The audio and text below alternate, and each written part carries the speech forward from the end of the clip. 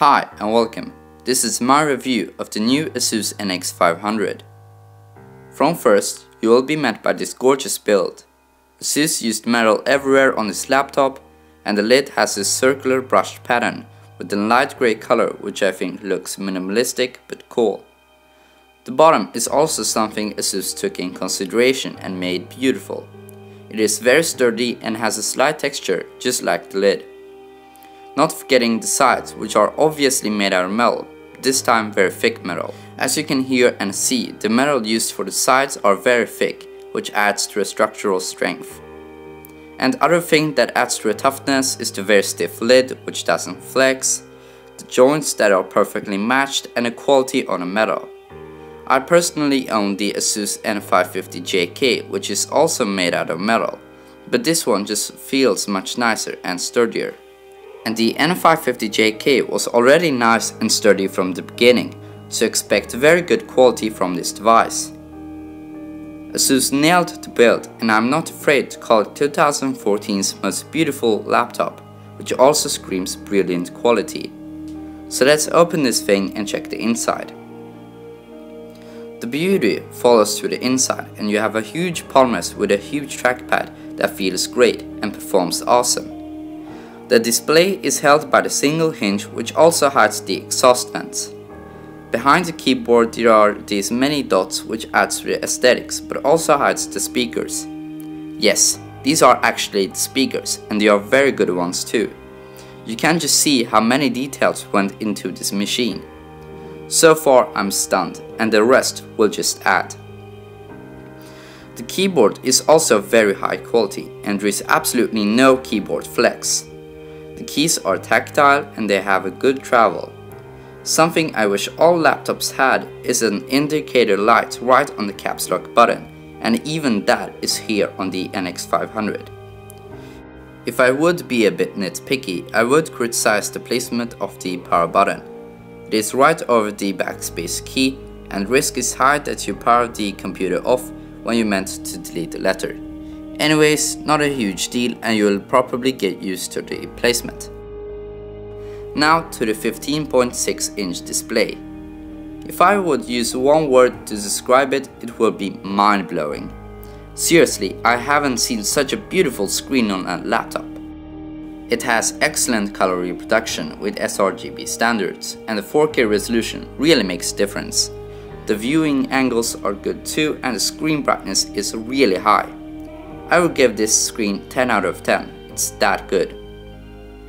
The speakers are, as I said before, hidden behind these holes on the front. Just that is dope, the performance is even better. Having in mind that this laptop is so thin, the speakers are surprisingly loud and offer very detailed highs. The lows are also very good, but sound a bit tinny because of the cramped chambers. Listen to yourself.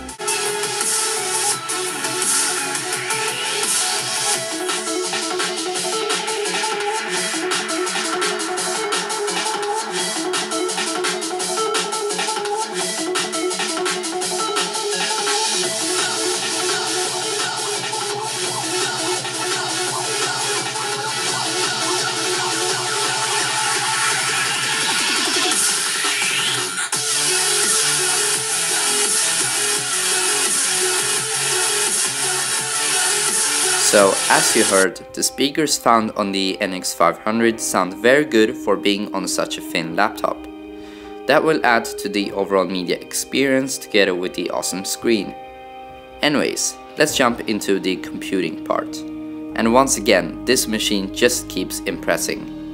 The processor it has is the powerful Intel Core i7 4702HQ, together with 8GB of RAM, which can be expanded up to 16GB. Storage is made possible by SSD's in RAID 0 configuration. Broadcom FreeStream 802.11 Wi-Fi AC gives internet, and lastly a very unusual NVIDIA GTX 850M with 2GB of GDDR5 RAM in this very slim body. If you want to see full specs, please read the description. It isn't always you see these powerful ultrabooks, but wow, this is amazing what Asus achieved for such a thin laptop.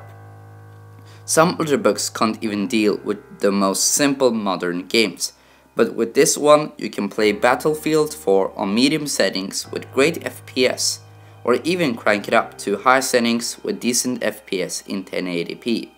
However, if you try to run games at native resolution, which in this case is 4K, you will be forced to use the lower settings and expect some stutters here and there, because 4K gaming isn't all that easy for the hardware.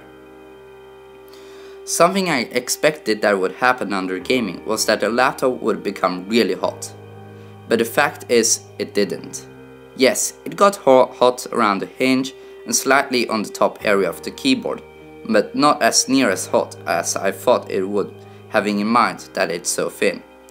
I don't know what Asus did to achieve the efficient cooling, but in any ways it's pretty good.